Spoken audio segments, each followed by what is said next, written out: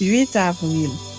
1 Roi chapitre 12, chapitre 13, chapitre 14, chapitre 15. Roboam se rendit à Sichem, car tout Israël était venu à Sichem pour le faire roi. Lorsque Jéroboam, fils de Nébat, eut des nouvelles, il était encore en Égypte, où il s'était enfui loin du roi Salomon, et c'était en Égypte qu'il demeurait. On l'envoya appeler, alors Jéroboam et toute l'assemblée d'Israël vinrent à Roboam et lui parlèrent ainsi. Ton père a rendu notre joug dur. Toi maintenant, allège cette rude servitude et le joug pesant que nous a imposé ton père, et nous te servirons. Il leur dit, allez et revenez vers moi dans 3 jours. Et le peuple s'en alla. Le roi Roboam consulta les vieillards qui avaient été auprès de Salomon, son père, pendant sa vie, et il dit, que conseillez-vous de répondre à ce peuple? Et voici ce qu'ils lui dirent. Si aujourd'hui tu rends service à ce peuple, si tu leur cèdes et si tu leur réponds par des paroles bienveillantes, ils seront pour toujours tes serviteurs. Mais Roboam laissa le conseil que lui donnaient les vieillards et il consulta les jeunes gens qui avaient grandi avec lui et qui l'entouraient. Il leur dit, que conseillez-vous de répondre à ce peuple qui me tient ce langage? Allège le joug que nous a imposé ton père. Et voici ce que lui dirent les jeunes gens qui avaient grandi avec lui. Tu parleras ainsi à ce peuple qui t'a tenu ce langage. Ton père a rendu notre joug pesant et toi, allège-le nous. Tu leur parleras ainsi. Mon petit doigt est plus gros que les reins de mon père. Maintenant, mon père vous a chargé d'un joug pesant et moi, je vous le rendrai plus pesant. Mon père vous a châtié avec des fouets et moi, je vous châtierai avec des scorpions. Jéroboam et tout le peuple vinrent à Roboam le 3e jour, suivant ce qu'avait dit le roi. Revenez vers moi dans 3 jours. Le roi répondit durement au peuple. Il laissa le conseil que lui avaient donné les vieillards, et il leur parla ainsi d'après le conseil des jeunes gens. Mon père a rendu votre joug pesant, et moi je vous le rendrai plus pesant. Mon père vous a châtié avec des fouets, et moi je vous châtierai avec des scorpions. Alors le roi n'écouta point le peuple, car cela fut dirigé par l'Éternel, en vue de l'accomplissement de la parole que l'Éternel avait dite par Achija de Silo à Jéroboam, fils de Nébat. Lorsque tout Israël vit que le roi ne l'écoutait pas, le peuple répondit au roi, « Quelle part avons-nous avec David? Nous n'avons point d'héritage avec le fils d'Isaïe. À tes tentes, Israël, maintenant, pourvois à ta maison, David, et Israël s'en alla dans ses tentes. » Les enfants d'Israël qui habitaient les villes de Juda furent les seuls sur qui régna Roboam. Alors le roi Roboam envoya Adoram, qui était préposé aux impôts, mais Adoram fut lapidé par tout Israël et il mourut. Et le roi Roboam se hâta de monter sur un char pour s'enfuir à Jérusalem. C'est ainsi qu'Israël s'est détaché de la maison de David jusqu'à ce jour. Tout Israël ayant appris que Jéroboam était de retour, ils l'envoyèrent appeler dans l'assemblée et ils le firent roi sur tout Israël. La tribu de Juda fut la seule qui suivit la maison de David. Roboam, arrivé à Jérusalem, rassembla toute la maison de Juda et la tribu de Benjamin, 180 000 hommes d'élite propres à la guerre, pour qu'ils combattissent contre la maison d'Israël, afin de la ramener sous la domination de Roboam, fils de Salomon. Mais la parole de Dieu fut ainsi adressée à Shemaïja, homme de Dieu. Parle à Roboam, fils de Salomon, roi de Juda, et à toute la maison de Juda et de Benjamin et au reste du peuple. Et dis-leur, ainsi parle l'Éternel, ne montez point et ne faites pas la guerre à vos frères, les enfants d'Israël, que chacun de vous retourne dans sa maison, car c'est de par moi que cette chose est arrivée. Ils obéirent à la parole de l'Éternel et ils s'en retournèrent, selon la parole de l'Éternel. Jéroboam bâtit Sichem sur la montagne d'Éphraïm, et il y demeura, puis il en sortit et bâtit Pénuel. Jéroboam dit en son cœur, le royaume pourrait bien maintenant retourner à la maison de David. Si ce peuple monte à Jérusalem pour faire des sacrifices dans la maison de l'Éternel, le cœur de ce peuple retournera à son Seigneur, à Roboam, roi de Juda. Et ils me tueront et retourneront à Roboam, roi de Juda. Après s'être consulté, le roi fit 2 veaux d'or et il dit au peuple, assez longtemps vous êtes montés à Jérusalem. Israël, voici ton Dieu qui t'a fait sortir du pays d'Égypte. Il plaça l'un de ses veaux à Béthel et il y mit l'autre à Dan. Ce fut là une occasion de péché. Le peuple alla devant l'un des veaux jusqu'à Dan. Jéroboam fit une maison de haut lieu et il créa des sacrificateurs pris parmi tout le peuple et n'appartenant point au fils de Lévi. Il établit une fête au 8e mois, le 15e jour du mois, comme la fête qui se célébrait en Juda, et il offrit des sacrifices sur l'autel. Voici ce qu'il fit à Béthel afin que l'on sacrifiât au veau qu'il avait fait. Il plaça à Béthel les prêtres des hauts lieux qu'il avait élevés. Et il monta sur l'autel qu'il avait fait à Béthel le 15e jour du 8e mois qu'il avait choisi de son gré. Il fit une fête pour les enfants d'Israël et il monta sur l'autel pour brûler des parfums. Chapitre 13.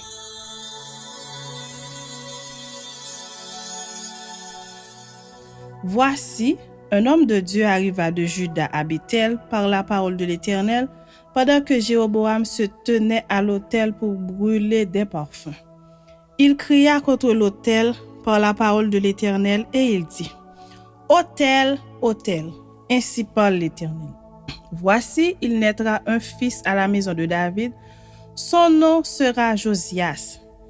Il immolera sur toi les prêtres des hauts lieux qui brûlent sur toi des parfums, et l'on brûlera sur toi des ossements d'hommes. » Et le même jour, il donna un signe en disant, « C'est ici le signe que l'Éternel a parlé. Voici, l'autel se fendra, et la cendre qui est dessus sera répandue. » Lorsque le roi entendit la parole de l'homme de Dieu avait crié contre l'autel de Béthel, il avança la main de dessus l'autel en disant, « Saisissez-le. » Et la main de Jéroboam avait étendue contre lui devint sèche, et il ne put la ramener à soi.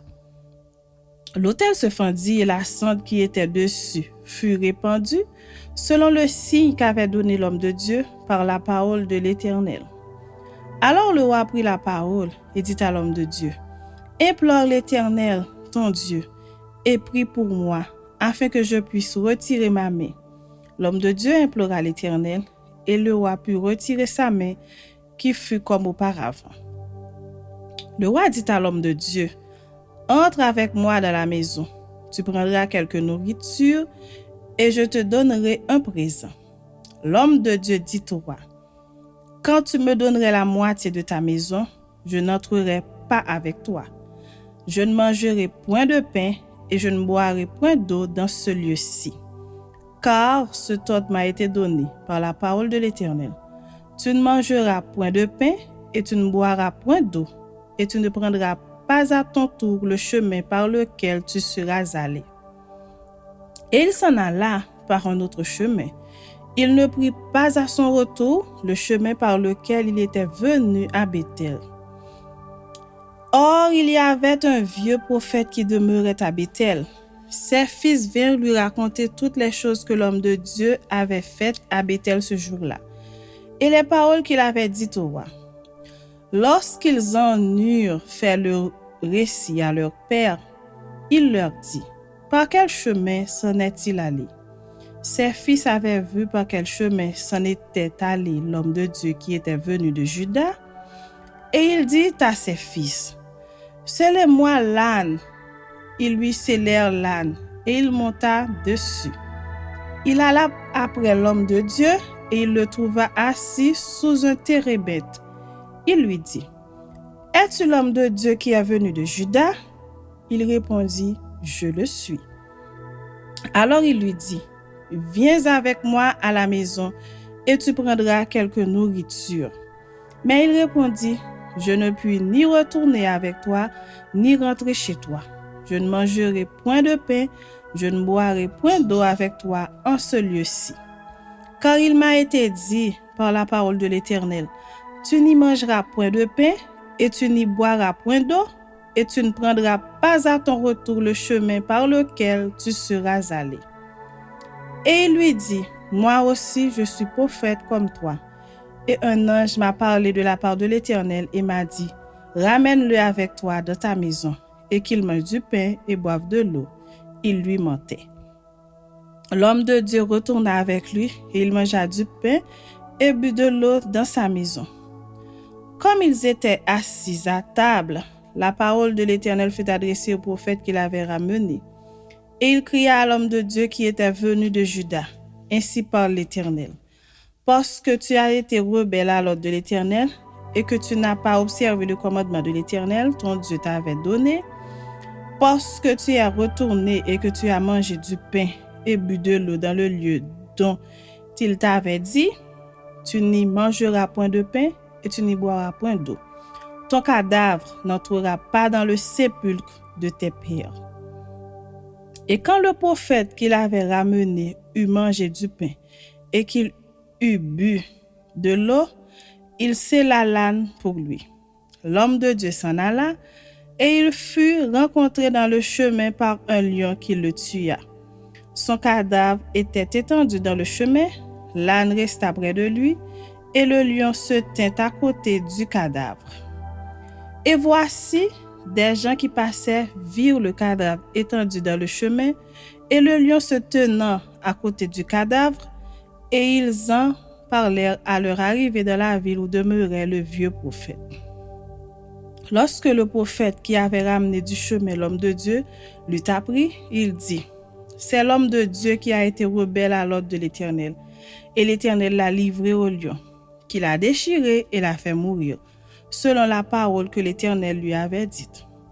Puis, s'adressant à ses fils, il dit, scellez-moi l'âne. Ils le scellèrent, et il partit. Il trouva le cadavre étendu dans le chemin, et l'âne et le lion qui se tenaient à côté du cadavre. Le lion n'avait pas dévoré le cadavre et n'avait pas déchiré l'âne. Le prophète releva le cadavre de l'homme de Dieu, le plaça sur l'âne et le ramena. Et le vieux prophète rentra dans la ville pour le pleurer et pour l'enterrer. Il mit son cadavre dans le sépulcre et l'on pleura sur lui en disant, « Hélas, mon frère !» Après l'avoir enterré, il dit à ses fils, « Quand je serai mort, vous m'enterrerez dans le sépulcre où est enterré l'homme de Dieu. Vous déposerez mes os à côté de ses os, car elle s'accomplira la parole qu'il a criée de la part de l'Éternel contre l'autel de Béthel et contre toutes les maisons des hauts lieux qui sont dans les villes de Samarie. » Après cet événement, Jéroboam ne se détourna point de sa mauvaise voie. Il créa de nouveau des prêtres des hauts lieux pris parmi tout le peuple. Quiconque en avait le désir, il le consacrait prêtre des hauts lieux. Ce fut là une occasion de péché pour la maison de Jéroboam, et c'est pour cela qu'elle a été exterminée et détruite de dessus la face de la terre. Chapitre 14. Dans ce temps-là, Abijah, fils de Jéroboam, devint malade. Et Jéroboam dit à sa femme, « Lève-toi, je te prie, et déguise-toi pour qu'on ne sache pas que tu es la femme de Jéroboam, et va à Silo. Voici, là est Achija le prophète. C'est lui qui m'a dit que je serai roi de ce peuple. Prends avec toi 10 pains, des gâteaux et un vase de miel, et entre chez lui. Il te dira ce qui arrivera à l'enfant. » La femme de Jéroboam fit ainsi. Elle se leva, alla à Silo et entra dans la maison d'Achija. Achija ne pouvait plus voir, car il avait les yeux fixes par suite de la vieillesse.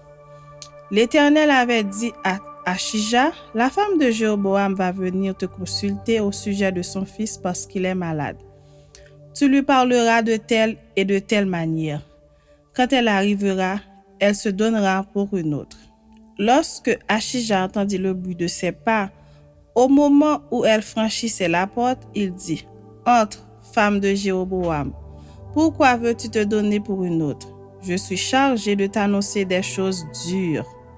Va, dis à Jéroboam, ainsi parle l'Éternel, le Dieu d'Israël. Je t'ai élevé du milieu du peuple. Je t'ai établi chef de mon peuple d'Israël. J'ai arraché le royaume de la maison de David et je te l'ai donné. Et tu n'as pas été comme mon serviteur David, qui a observé mes commandements et qui a marché après moi de tout son cœur, ne faisant que ce qui est droit à mes yeux. Tu as agi plus mal que tous ceux qui ont été avant toi. Tu es allé te faire d'autres dieux et des images de fonte pour m'irriter. Tu m'as rejeté derrière ton dos. Voilà pourquoi je vais faire venir le malheur sur la maison de Jéroboam. J'exterminerai quiconque appartient à Jéroboam, celui qui est esclave et celui qui est libre en Israël. Et je balayerai la maison de Jéroboam comme on balaie les ordures jusqu'à ce qu'elle ait disparu. Celui de la maison de Jéroboam qui mourra dans la ville sera mangé par les chiens, et celui qui mourra dans les champs sera mangé par les oiseaux du ciel, car l'Éternel a parlé. Et toi, lève-toi, va dans ta maison. Dès que tes pieds entreront dans la ville, l'enfant mourra. Tout Israël le pleurera, et on l'enterrera, car il est le seul de la maison de Jéroboam qui sera mis dans un sépulcre, parce qu'il est le seul de la maison de Jéroboam en qui se soit trouvé quelque chose de bon devant l'Éternel, le Dieu d'Israël. L'Éternel établira sur Israël un roi qui exterminera la maison de Jéroboam ce jour-là. Et n'est-ce pas déjà ce qui arrive? L'Éternel frappera Israël, et il en sera de lui comme du roseau qui est agité dans les eaux. Il arrachera Israël de ce bon pays qu'il avait donné à leur père, et il les dispersera de l'autre côté du fleuve, parce qu'ils se sont fait des idoles, irritant l'Éternel. Il livrera Israël à cause des péchés que Jéroboam a commis et qu'il a fait commettre à Israël. La femme de Jéroboam se leva et partit. Elle arriva à Tirtsa, et comme elle atteignit le seuil de la maison, l'enfant mourut. On l'enterra et tout Israël le pleura, selon la parole que l'Éternel avait dite par son serviteur Achija le prophète. Le reste des actions de Jéroboam, comment il fit la guerre et comment il régna, cela est écrit dans le livre des chroniques des rois d'Israël. Jéroboam régna 22 ans, puis il se coucha avec ses pères. Et Nadab, son fils, régna à sa place. Roboam, fils de Salomon, régna sur Juda. Il avait 41 ans lorsqu'il devint roi, et il régna 17 ans à Jérusalem, la ville que l'Éternel avait choisie sur toutes les tribus d'Israël pour y mettre son nom. Sa mère s'appelait Naama l'Ammonite. Juda fit ce qui est mal aux yeux de l'Éternel, et par les péchés qu'ils commirent, ils excitèrent sa jalousie plus que ne l'avait jamais fait leur père. Ils se bâtirent eux aussi des hauts lieux avec des statues et des idoles sur toute colline élevée et sous tout arbre vert. Il y eut même des prostituées dans le pays. Ils imitèrent toutes les abominations des nations que l'Éternel avait chassées devant les enfants d'Israël. La 5e année du règne de Roboam, Shishak, roi d'Égypte, monta contre Jérusalem. Il prit les trésors de la maison de l'Éternel et les trésors de la maison du roi. Il prit tous les boucliers d'or que Salomon avait faits. Le roi Roboam fit à leur place des boucliers d'airain, et il les remit aux soins des chefs des coureurs qui gardaient l'entrée de la maison du roi. Toutes les fois que le roi allait à la maison de l'Éternel, les coureurs les portaient, puis il les rapportait dans la chambre des coureurs. Le reste des actions de Roboam et tout ce qu'il a fait, cela n'est-il pas écrit dans le livre des chroniques des rois de Juda? Il y eut toujours guerre entre Roboam et Jéroboam. Roboam se coucha avec ses pères et il fut enterré avec ses pères dans la ville de David. Sa mère s'appelait Naama, l'Ammonite, et Abijam, son fils, régna à sa place. Chapitre 15.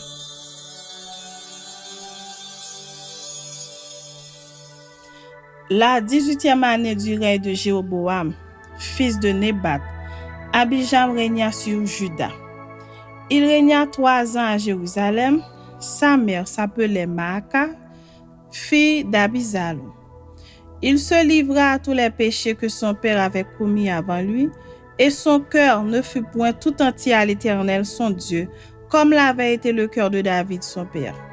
Mais à cause de David, l'Éternel son Dieu lui donna une lampe à Jérusalem, en établissant son fils après lui et en laissant subsister Jérusalem. Car David avait fait ce qui est droit aux yeux de l'Éternel, et il ne s'était détourné d'aucun de ses commandements pendant toute sa vie, excepté dans l'affaire d'Uri le Héthien. Il y eut guerre entre Roboam et Jéroboam, tant que vécut Roboam.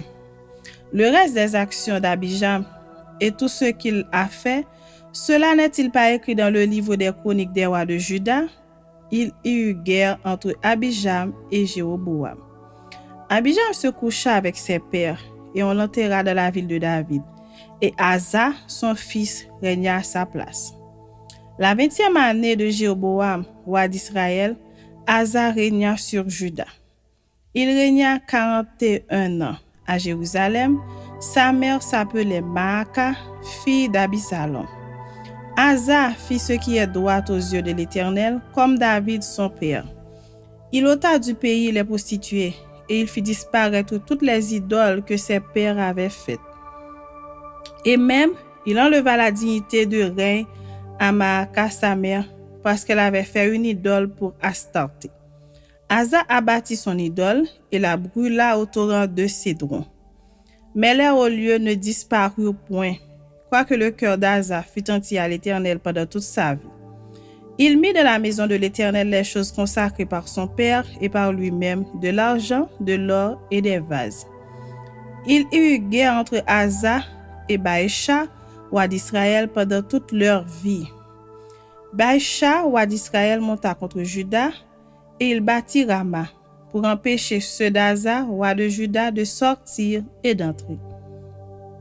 Asa prit tout l'argent et tout l'or qui était resté dans les trésors de la maison de l'Éternel et les trésors de la maison du roi, et il les mit entre les mains de ses serviteurs, qu'il envoya vers Ben-Hadad, fils de Tabrimon, fils de Esjon, roi de Syrie, qui habitait à Damas.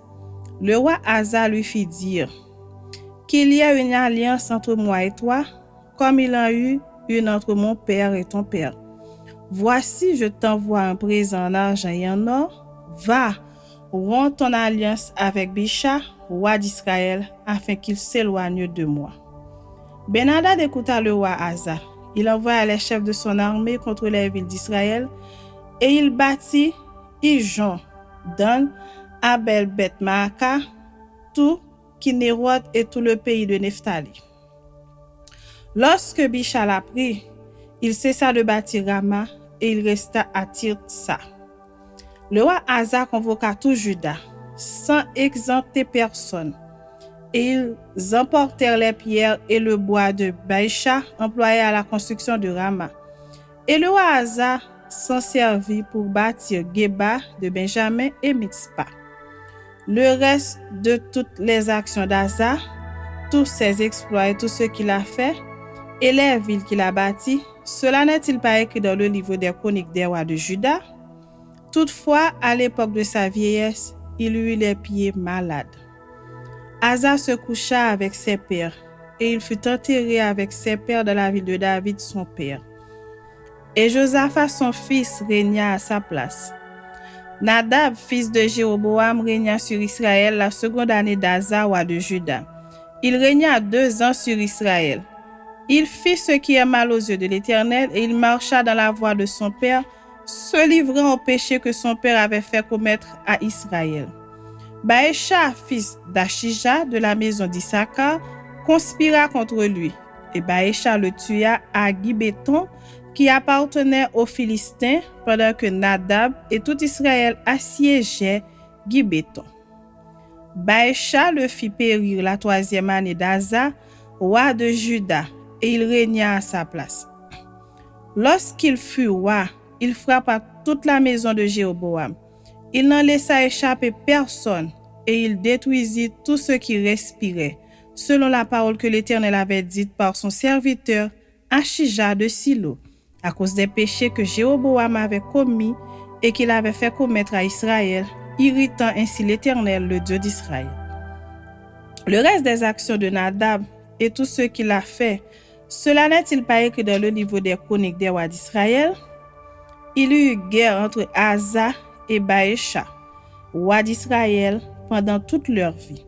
La 3e année d'Asa, roi de Juda, Baécha, fils d'Achija, régna sur tout Israël à Tirtsa. Il régna 24 ans. Il fit ce qui est mal aux yeux de l'Éternel, et il marcha dans la voie de Jéroboam, se livrant au péché que Jéroboam avait fait commettre à Israël.